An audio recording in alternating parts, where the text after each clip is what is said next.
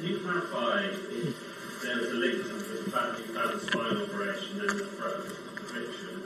And secondly, you said that the threat of eviction was imminent. What evidence do you have for that? Yeah. I just want to finish the third part of the question there. You said, do we regret helping Donald Trump get elected? I'm getting rather sick and tired of that. I mean, I'm sitting in a room full of journalists. Any news organization, any publishing organization works. It's a simple basic rule that you work by. If a material is newsworthy and if it's truthful and if it's in the public interest to publish it, you publish it. You don't have a choice to actually say, no, we're not going to publish it. You have a duty to publish it. I hope all of you agree in here. If not, you don't. If it's newsworthy, if it's in the public interest, and if it's truthful. Do you want to choose then to publish or not? No, but there are laws in this country which restrict information and which we as professional journalists sometimes choose to comply with.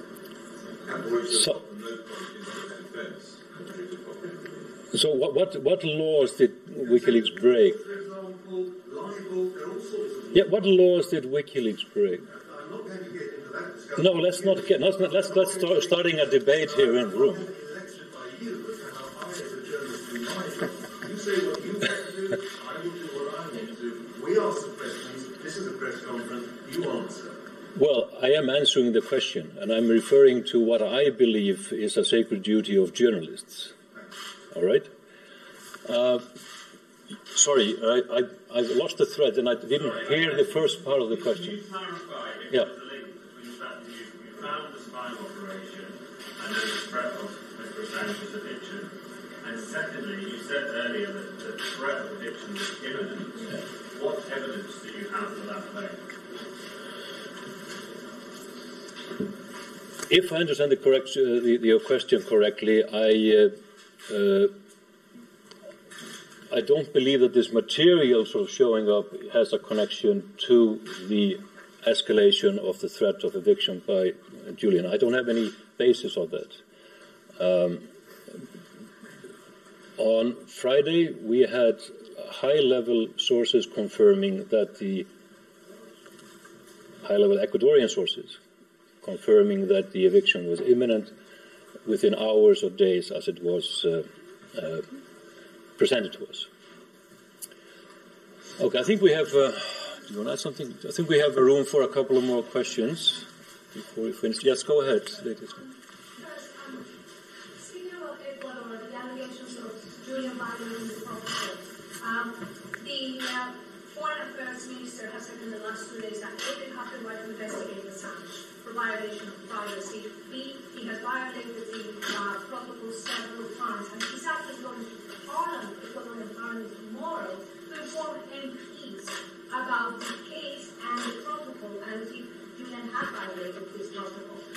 A, have you been notified officially that he has violated the protocol?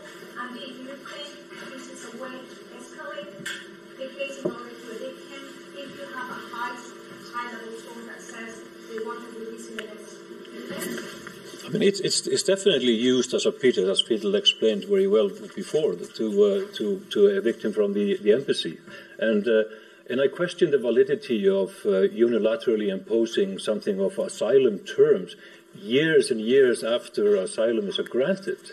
That simply, I don't think that has any basis in international law. Is that correct, Jen? Well, I also just want to add that Ecuador's ability to resolve this case is fundamentally dependent upon the British government's willingness to act in this case. We have been seeking assurances about the risk of extradition to the United States for many years, since before he went inside the Ecuadorian embassy. And indeed, the UN ruling from the Working Group on Arbitrary Detention made clear that the obligations to resolve this case lie with the United Kingdom government as much as Ecuador and any other state. So I really think that it's important that we're asking questions of the British government and the British government's willingness to take the political steps that are necessary to ensure that Ecuador can bring this case to an end. But has your legal team been notified about any violation of the protocol at this moment?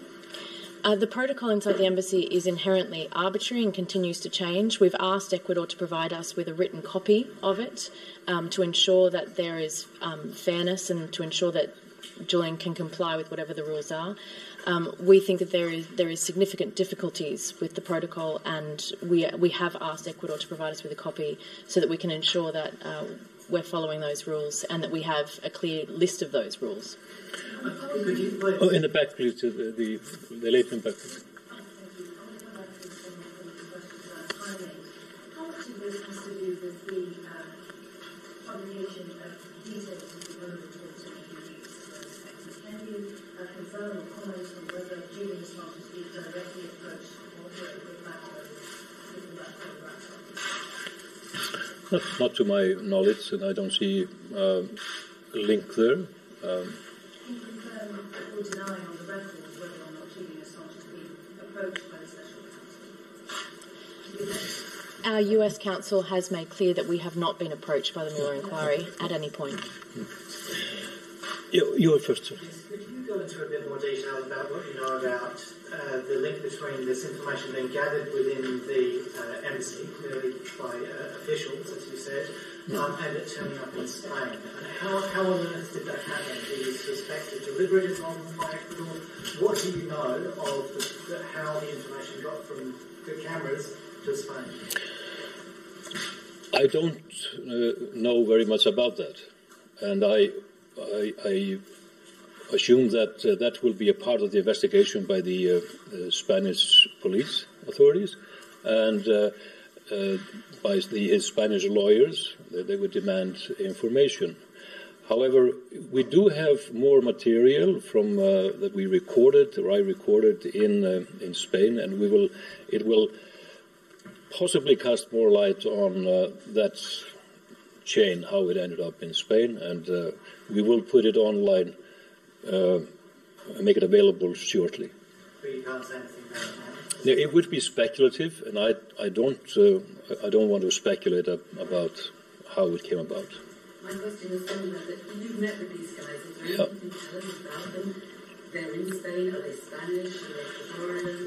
What did they want? I mean, obviously they wanted money, but what are they telling you about how they received this information? They didn't disclose a lot, but some. But as I said, we will release that a little bit later. I assume I met 4 individuals. I know the ID of one of the person, and I am told that that person who was the ringleader has a prior conviction on similar charges. But that should be confirmed through Spain. I am pretty sure that the authorities there will release some information on the investigation shortly. But of course, no, they did not reveal a lot about the origin of the material. There were Spanish speakers. I went there with a translator as well, and there is a possibility that at least one person was not Spanish but Spanish speaking. Are you aware of anyone else who might have this information?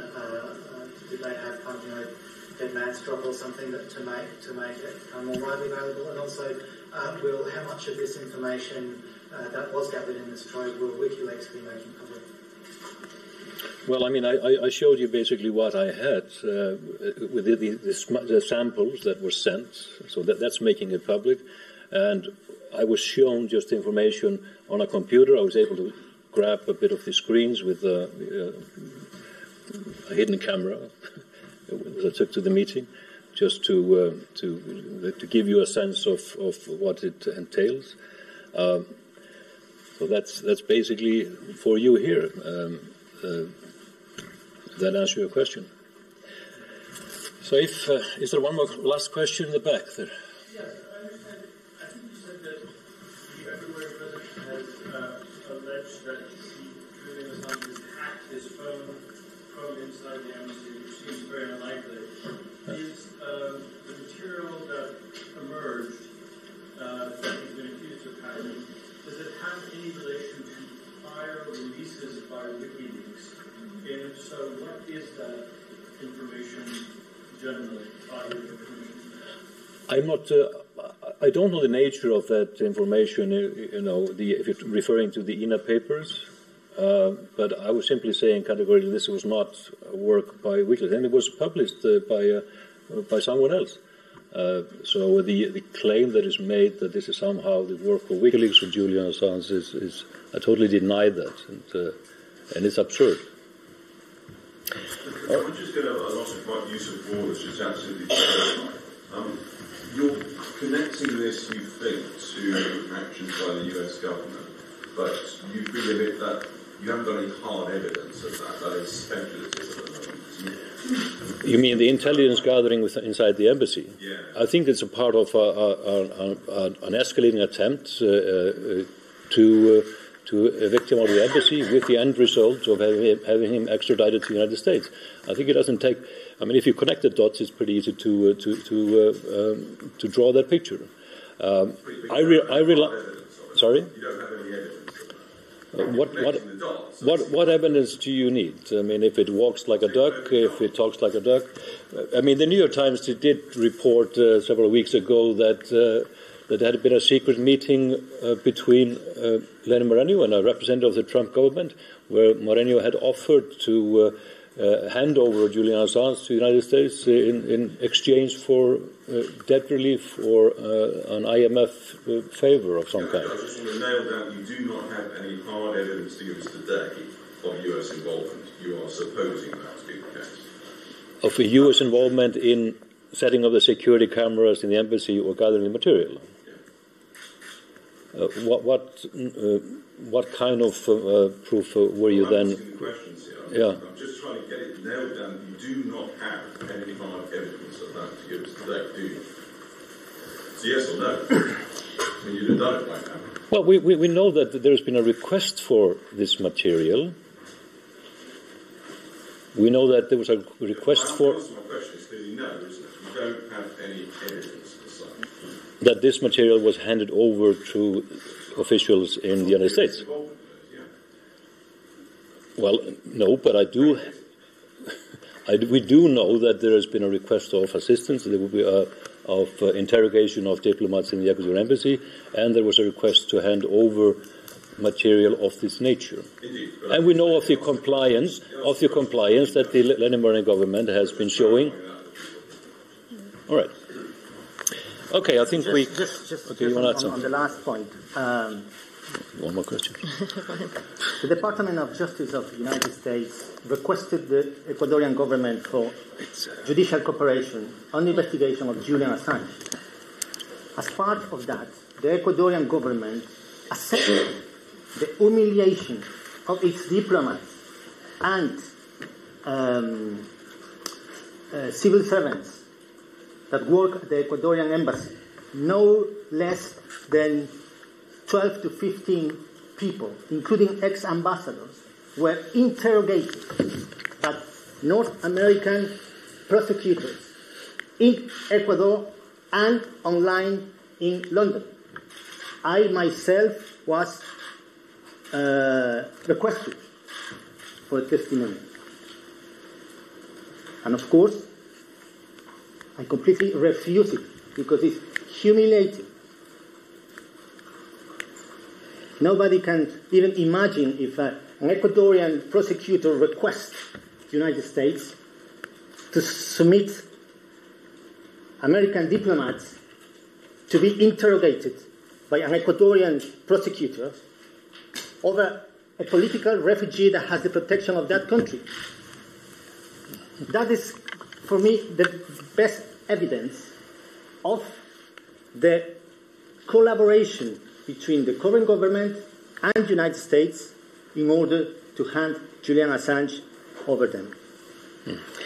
Well, that has to be a short question. What was the reaction by the Ecuadorian embassy when you gave them this information? Have they denied it? Have they fired anyone, conducted any investigations? Have they taken down the cameras? What have they done? The information that I presented here.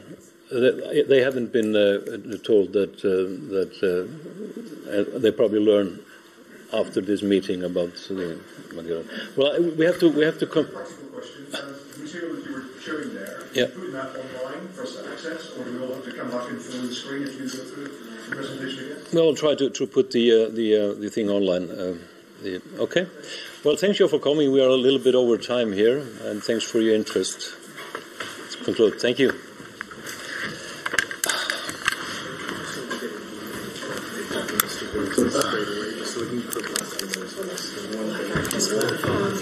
Yeah. Apologies, I was filing at the same time as this.